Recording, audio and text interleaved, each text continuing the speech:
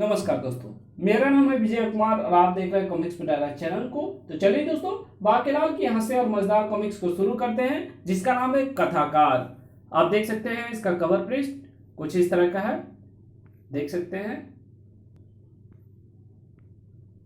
विशालगढ़ से कोसों दूर तुषारगढ़ में एक रात,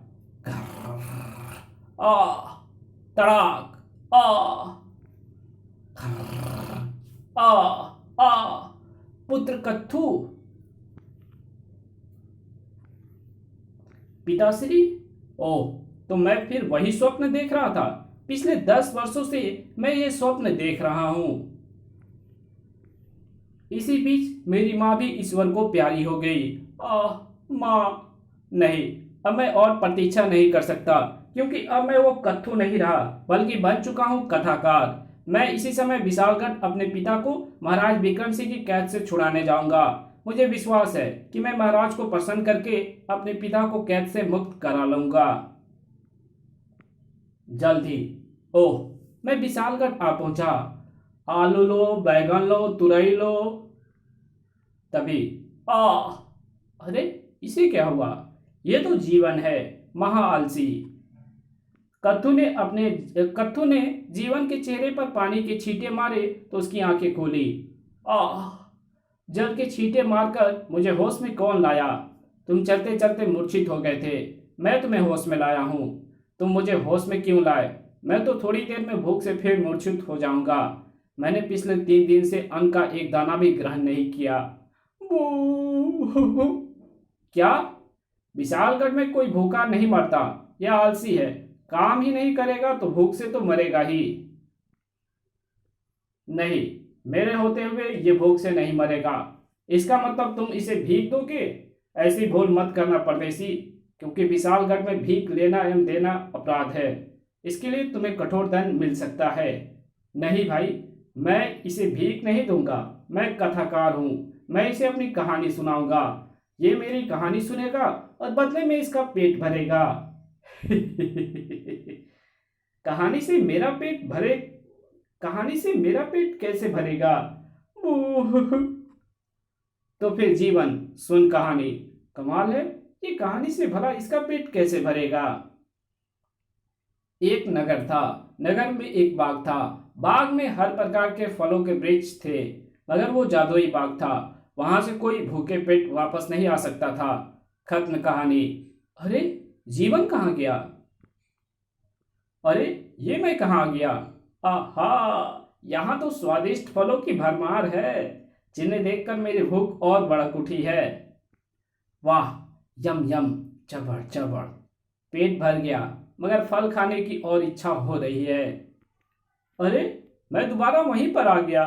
बू हाँ, क्योंकि फल खाकर तुम्हारा पेट भर चुका है।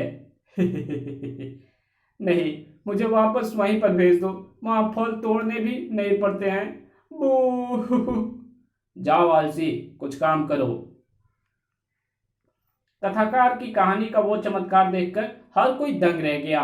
और कथाकार, हम भी कहानी सुनेंगे। अरे, ये क्या करते हो? मैं गिर पड़ूंगा। अच्छा, एक एक कर आओ। फिर वहीं पर एक ब्रिज के नीचे कथाकार का आसन लगा दिया गया। और कथाकार, मैं कोढ़ से पीड़ित हूं, मेरा उद्धार करो। ओह, ठीक है। कोढ़ी, सुन कहानी। एक जंगल था। इस जंगल में एक झील थी। झील में ऋषि पोखराचार्य तप करते थे। उनकी मैल के प्रभाव से झील का पानी रोगहरणा हो गया था। उसमें स्नान करने से रोग जड़ से खत्म हो जाते थे। उस झील में स्नान करने के बाद ही कोई आ सकता है। कहानी खत्म। ओह, रोग हरण झीला। ओह, रोग हरना झील। मार डुबकी। आहा, मैं ठीक हो गया। और अरे, ये तो रोग मुक्त हो गया। तभी ये कैसा मजमा लगा रखा है यहाँ? सेनापति जी, वो कथाकार है। उसकी कहानियों में अद्भुत शक्ति भरी है। कहानियां सुना सुना कर वो लोगों के दुख दूर कर रहा है। अभी अभी उसने एक कोढ़ी को ठीक किया है। कहानी सुनाकर कोढ़ी को ठीक कर दिया। मैं ऐसी ढोंगी लोगों को खूब पहचानता हूं। अभी पता चल जाएगा। इन भोले वाले लोगों को कहानी सुनाकर बहकाने के अपराध में मैं तुम्हें हिरासत में लेता हूँ कथाकार। किंतु सेनापति जी, यह हमें बहका नहीं रहा। इसकी कहानियां में कमाल की शक्ति है, जो भूखे का पेट भर देती है और रोगी को रोग मुक्त कर देती है। अगर ऐसी बात है तो इसे अपनी बात का प्रमाण देना होगा। मैं प्रमाण देने के लिए तैयार हूं सेनापति। सेनापति, सुनो कहानी। एक भयानक वन था जिसमें शेर रहते थे। जंगल में जाओगे, शेर पकड़ कर लाओगे। डरोगे तो नहीं, डरोगे तो बाहर आ जाओगे। कहानी खत्म। अरे सेनापति जी गायब हो रहे हैं। ये तो मैं सचमुच में जंगल में आ गया।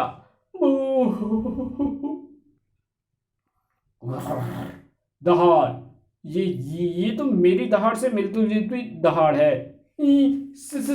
शेर। मानो आज तो दावत मनेगी। अजी, मैंने कहा सुनती हो।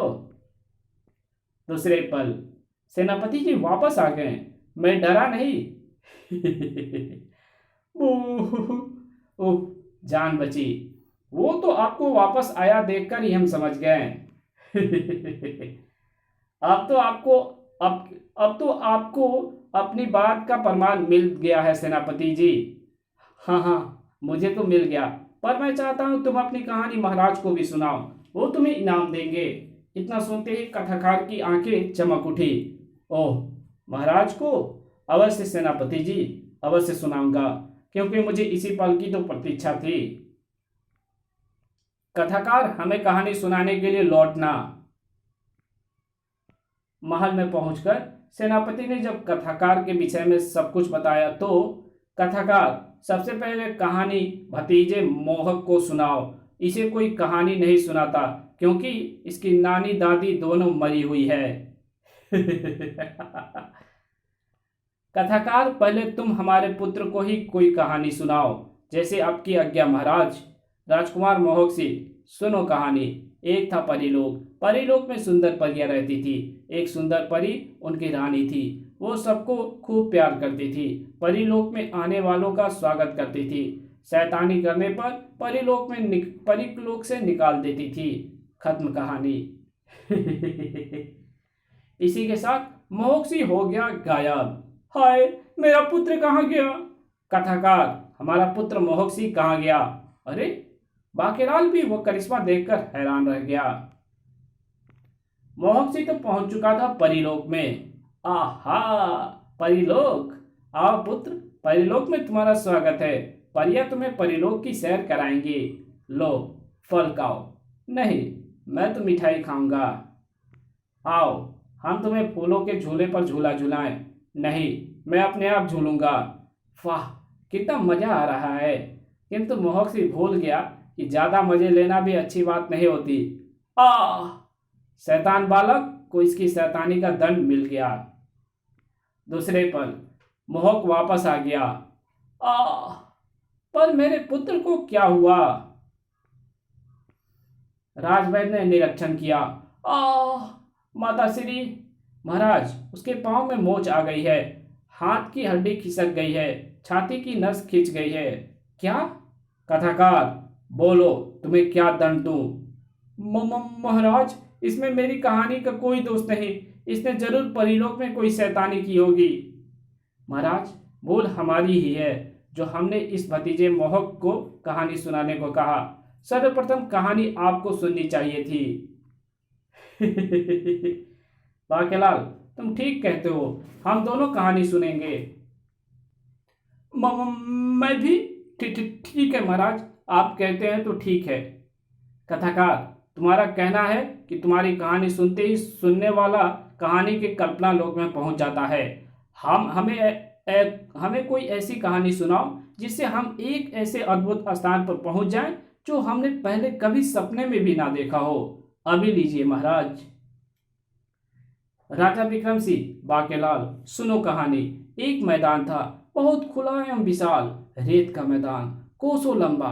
मैदान पर जगह जगह पत्थर बिखरे पड़े थे। यहाँ तेज हवा चलती थी, मगर हवा में रेत नहीं उड़ती थी, उड़ते थे ये पत्थर। इस मैदान में फंसने वाला कोई भी प्राणी इन पत्थरों से नहीं बच सकता, क्योंकि ये पत्थर उसी की ओर उछलते हैं और एक बार उससे जरूर टकराते हैं। इन पत्थरों से दिमाग वाला ही बच सकता है। कहानी खत्म। महाराज और बाकीलाल दोनों गायब हो गए। हाँ, वे कहानी में चले गए हैं। जल्दी बाकीलाल, ये हम कहाँ आ गए? महाराज, हम रेगिस्तान में आ गए हैं, जहाँ तेज हवा कभी भी चलने लगती है और तेज हवा के दबाव से यहाँ वहाँ पड़ी चट्टान कभी इधर से उधर उछलने लगती है। बाकीलाल, मुझे पकड़ लेना, कहीं उड़ ना जाना। बाकी बचो। साई। कथाकार ने कहा था कि पत्थर वहां फंसे इंसानों से ही आकर टकराते हैं। क्यों ना मैं मोटे के पीछे दुबक जाऊं, जो भी पत्थर आएगा वो मोटे से टकराएगा। बाकीलाल, वो पत्थर उड़कर मेरी तरफ आ रहा है। बाकीलाल, मुझे बचाओ, मैं अपनी आंखें बंद कर रहा हूं। साई। अब मरेगा मुच्छर। लेकिन ये क्या? वाह, तो उन पर टकराकर मजा आ गया। मैं सबसे कह देता हूं कि वही टकराओ।